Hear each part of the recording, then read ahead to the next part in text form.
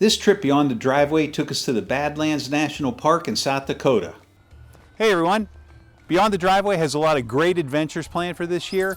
So, if you're not already a subscriber, please consider doing so by clicking the subscribe button below. I promise you will not be disappointed.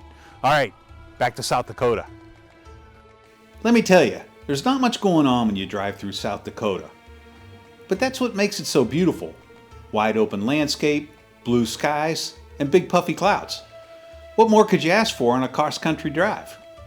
And I got to tell you, we weren't the only ones enjoying the scenery as we headed to the park. These guys look like they've been on the road for quite a while. Even before we got to the park, we had a hiking goal in mind, the Notch Trail. I got a book for Christmas last year titled The World's Best National Parks and 500 Walks. Thanks, Kate and Jack. The Notch Trail made the list. If you're interested in the book, there's a link in the description below. The lead-up trail is flat and very arid, but you don't have to go very far before you arrive at the foot of the notch. Karen gave it a tentative perusal, and then we started up. Depending on the angle of view, it can look pretty steep, but when you're on it, it's not too bad. For sure, the gaps and drops between the logs could be a leg breaker if you lose your footing, but by taking it slow and steady, you reach the top in no time. Okay, here's one of those it looks pretty steep angles.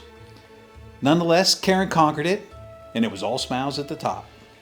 An easy walk from the top of the notch takes us to a ridge that affords a huge panoramic view of the Badlands below.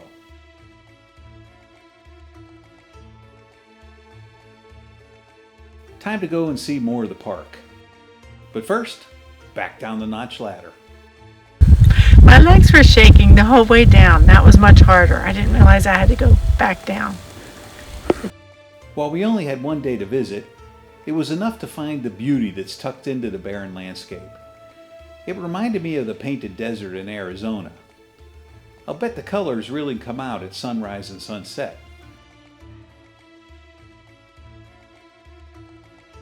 We've been told that no trip to South Dakota is complete without a stop at Wall Drug.